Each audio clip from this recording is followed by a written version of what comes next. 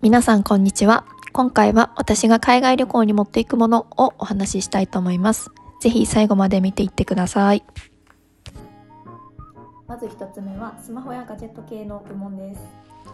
旅行に行くとなると、やっぱり Google マップで次の目的地を調べたりとか、バスの経路を検索したりとか、レストランのことを調べたりとか、スマホに頼ってしまうことが多いと思うんですけれども、そんな時に役立つのがこのモバイルバッテリーです。私も YouTube を撮り始めるようになってから購入して、こちらでだいたいネットで10ポンドから20ポンドぐらいで買いました。iPhone が2回分充電できます。これを持ち始めてから充電の減りを気にする必要がなくなったので、旅行をもっと楽しめるようになりました。はい、2つ目、衛生用品です。海外だとレストランに行ってもおしぼりとかが出てこないので、ちょっと手を使うご飯系サンドイッチとか食べるときって若干気になると思うんですけど、意外とトイレとかなかったりする時もあるんで、私はこれ日本から多めに買って持ってきたやつめちゃめちゃ重宝してます。ビオレのシュッシュってやる消毒液と、こういうねウェットティッシュ、もうほぼ中身ないんですけど、これは絶対海外旅行で持っていくようにしてます。はい、3つ目は機内を快適に過ごすグッズ。1つ目、イヤホン。これワイヤレスです。飛行機の中ではモニターないことも多いので、そういう時は事前に Netflix とかをダウンロードしていって機内で見るようにしてます。でそれ以外の時間は私はだいたい寝てます。何かするわけでもなく、結構ぼーっとして寝てるので、あんまり物は持ち込んでません。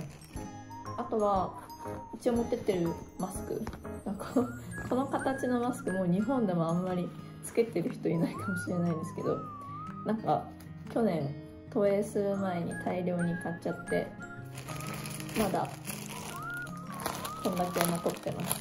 これを使い切る日は来るのだろうかわかんないですが、やっぱり機内乾燥するっていうのと、あとはちょっと体調とか悪くなっちゃった時用にマスク1個か2個23個ぐらい入れといたら安心かなと思います。はい、4つ目は体をいたわるグッズたちです。体に合わない食べ物とかが出てきてしまったりすることもあるので、自分の体調を整えるためのグッズっていうのは必要かなと思ってます。で海外旅行は特に常備薬、あと絆創膏と、あとよく食べてるマヌカハニーの蜂蜜と、あとこれは今まで持って行ってなかったんですけど、この前のリトアニアの旅行で体調を崩して実感したんですが、体温計がないと体調の指標が全然わからないなということに気づいたので、この4つ含めたいと思います。でまず常備薬はだいたい船とか乗る用事じゃない旅行の時はこういうトラベルミン、酔い止め持って行ってます。あとは私お腹が弱いので胃腸系の薬、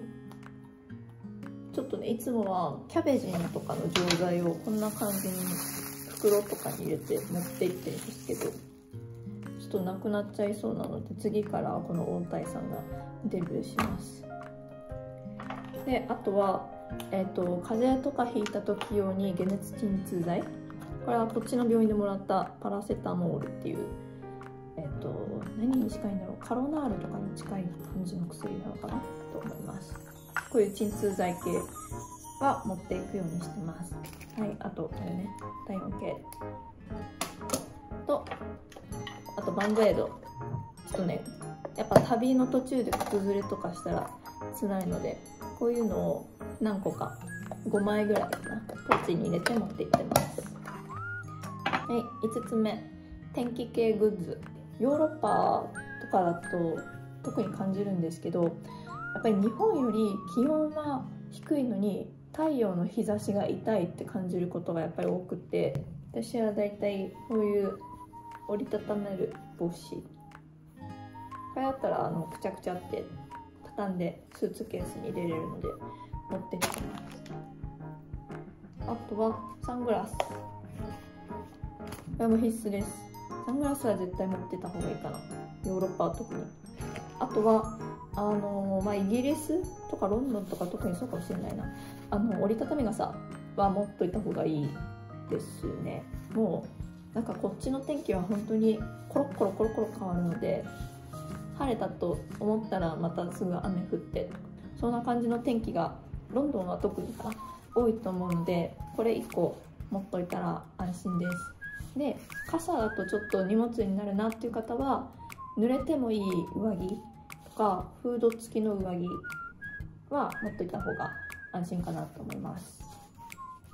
はい、6つ目はお風呂系、水回り系のものです。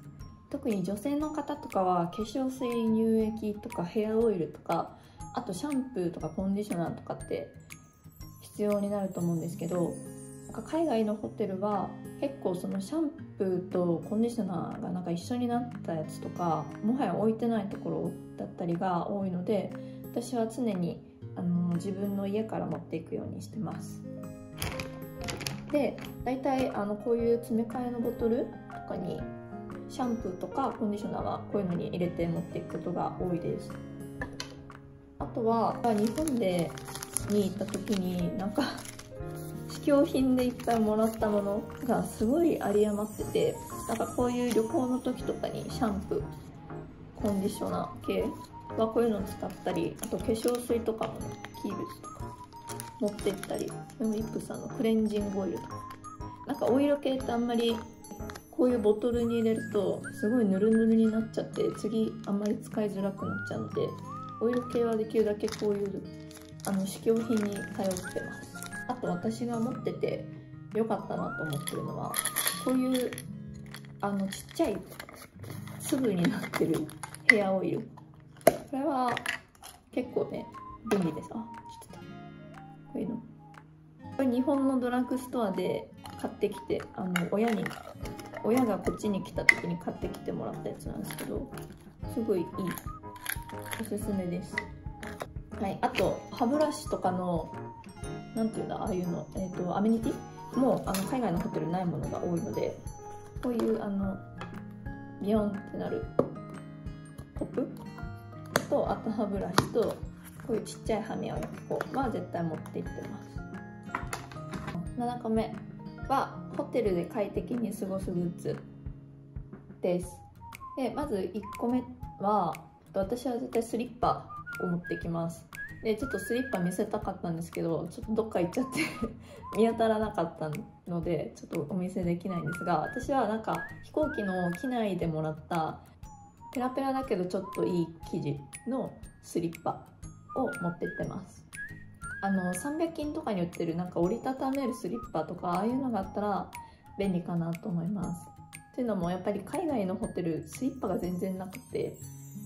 ちょっといいホテルに行ったらあるかもしれないけど、大体のホテルはないので、お風呂上がりにちょっとね足が気持ち悪くなったりすると思うんで、スリッパはあった方がいいかなと思います。で、2つ目はパジャマ。ちょっとねこれもなんか私もダサいパジャマ着てるんで紹介するあれではないんですけど、パジャマは絶対持ってってます。T シャツとちょっとペラペラのズボンぐらい、あんまかさばらないもの持ってってます。で、ガウンとかがあるホテルもあればないところも結構多いので、これは持っていくようにしてます。はい、最後8個目は最低限の現金です。だいたい行く時はどれぐらいかな、最低日本円でも1万円分ぐらいは持っていくようにしてます。で、もうほぼほぼヨーロッパの国も結構キャッシュレス化になってるので、クレジットカードとかデビットカードでピッてやってお支払いできることが多いんですけど、たまになんかバスの中だけは現金だけとか、なんかお土産屋さんでは現金だけとか、なんかそういうところもまだまだ残ってたりするので、基本的に旅行先には最低限の現金を持っていくようにしてます。これロンドンだと私調べではおそらくこのトーマスエクスチェンジっていう両替屋さんが一番レートがいいかなという感じでした。郵便局とか街中にあるカレンシーエクスチェンジみたいなとこよりは調べた感じレートが良かったです。でネットで事前に予約して取りに行くっていう感じでいつも旅行前にやってます。あとここで私的に海外旅行で気をつけていることいくつかあって、それをご紹介したいと思います。1つ目は下着とかコンタクトレンズは予備も含めて持っていくってことです。私はだいたいプラス2日分ぐらいは持っていくようにしてて、っていうのも本当にヨーロッパの LCC とか、普通の航空会社、フラッグキャリアの航空会社でも結構フライトキャンセルとかフライト遅延ってバンバンあったりするので、そういった時にもし延泊しなきゃいけないってなった時に本当に日数分しかないともう次の日から足りなくなっちゃうと思うので、足りなくなっちゃうまでの日数稼ぎっていう意味でも2日分ぐらいは持っていくようにしてます。これは結構リトアニアで2泊延泊した時もやっててよかったなと思ったことでした。あと2つ目は、私はイギリス拠点にヨーロッパで旅行する時は荷物を預けずに機内持ち込みで、予約するようにしてます。っていうのも日本とかと比べるとロスバゲが起こる可能性が非常に高いので、そうなってしまうともう旅行が台無しになっちゃうので、そうならないために基本はもう全部機内持ち込みでやってます。でそうなるとやっぱり液体系が結構面倒くさいことになってしまう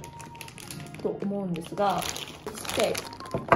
これはおなじみのなんですけど、ジップロック、これぐらいのサイズのやつに入れて持ってってます。で一回私もともとこれぐらいのめちゃめちゃでかい大きい、これニトリのジップロックなんですけど、これぐらいの大きさのやつにしれっと液体を入れてセキュリティのところを通ろうとしたら、いやこのバッグでかすぎるからサイズのバッグに積み替えてっていう風に言われたことがあって、ちょっと厳しいおばちゃんに当たっちゃった時なんですけど、でそうなった時に結構困って、っていうのもクロアチアに旅行行く時だったんで、結構日焼け止めとかなんか肌を守るための液体を結構持って行ってたんで、もうヒーヒー言いながらパツパツになりながらこれぐらいのサイズのジップロックに詰め替えた思い出がありますので、ヨーロッパの空港も結構担当の人によって厳しさがまちまちなんですが、厳しい人に当たった想定でちっちゃいジップロックに入って、かつここがちゃんと閉まる状態で挑めるようにしといた方がいいかなと思います。